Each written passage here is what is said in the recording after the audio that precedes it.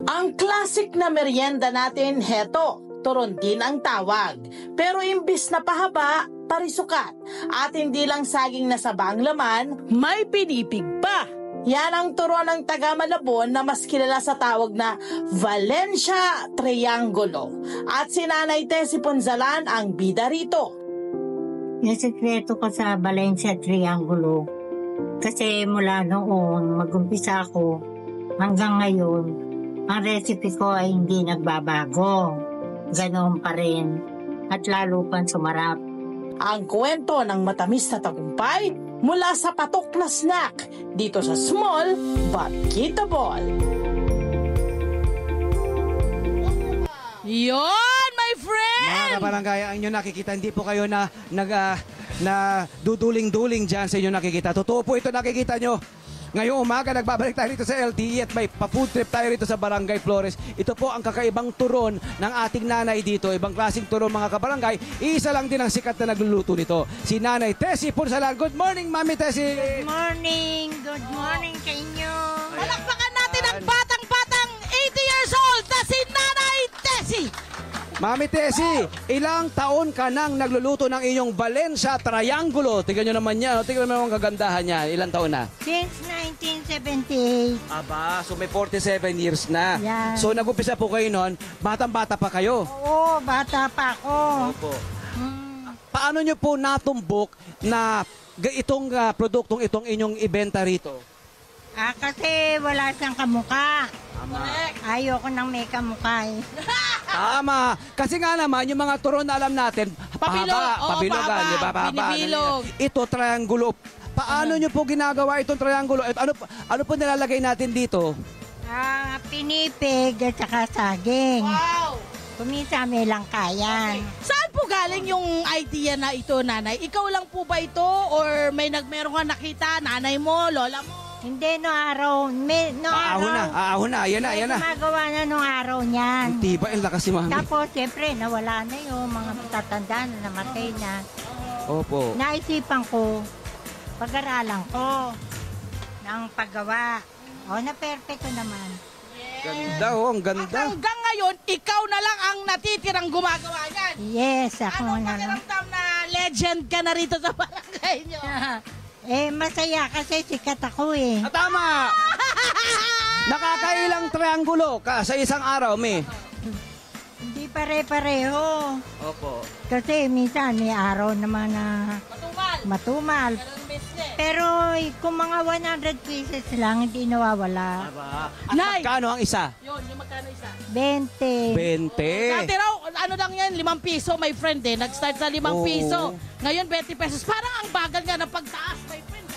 Okay na yung 20. Okay naman ka. Basta happy ka sa 20. Okay lang na mami, kinikita pa rin kahit paano. Ayan, nakita nyo ang ganda na pagkaka-coat nung sugar, no? Brown sugar, no? Ito ngayon ang pinagmulan niyan, itong saging na saba, tapos itong kanilang kailangan tikman natin, kailangan may gamit tayo.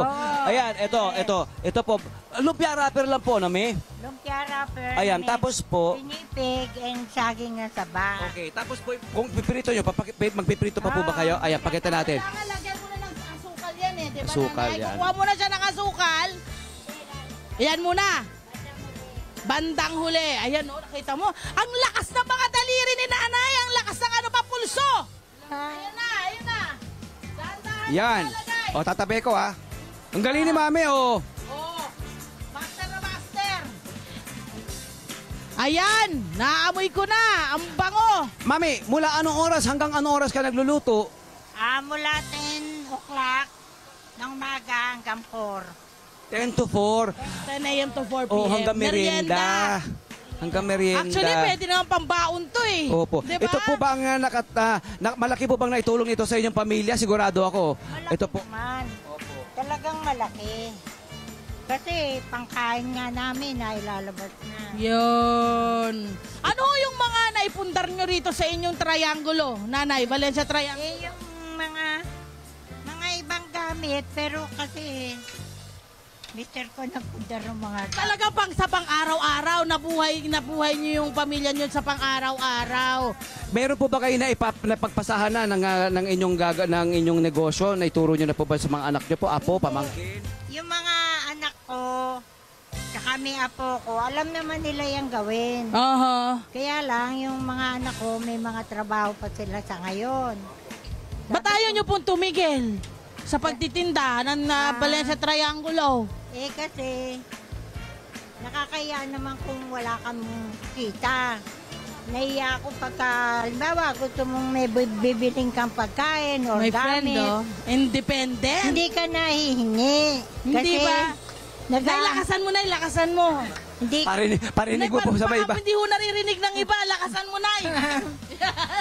Ayaw niya rin siyempre maging dependent. oo. Gusto ko yung hanggat kaya ko, Magtatrabaho pa rin. magkikita ko. Ang kainaman ito, may sarili siyang pera. Kaya pwede niyang bilhin ng kahit na anong gusto mo po, ano, mami. Ayan. Mainit din. Siyempre, mainit, mahirap din ang trabaho. No? Oo. Mahirap talaga. Pero mami, ang ganda-ganda mo, ang flawless mo, ang kinis ng yung kutis pa rin hanggang ngayon. Ha? Glass skin pa rin, nakakaloka. Nakakaloka, glass skin pa Ang rin. sikreto siguro yung init nito, no? Yung laging hydrated si mami, ano. Ayan. Sadarang ano. Lagi natadarang ng init.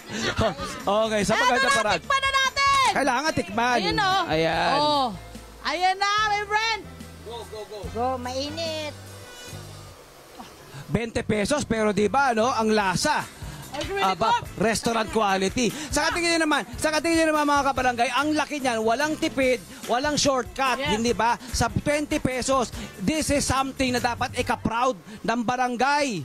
Diba? Hindi ba? Totoo. Meron kayong ganito. Hanggang ngayon may ganito pa rin. Di ba, ang Malabon kasi, di ba, talagang food hub yan. Pag sinabi Malabon, Pansit Malabon, pichi-pichi, crispy pata, meron din ganyan Yung dito. pala may ganito. Oo, di ba? Magandang malaman din ang Malabon ay kilala sa kanilang turong triangulo, Valencia Triangulo. Ang galang. Ayun. Hello po mga Kanet 25! Si Kuya Tony Pet po ito mula sa Love, Tony Pet and Everything. For more Love, Tony Pet and Everything updates, just click on our subscribe button and follow us on our Net25 social media pages at Net25 TV and at Net25 Entertainment Facebook. Magkita-kita po tayo!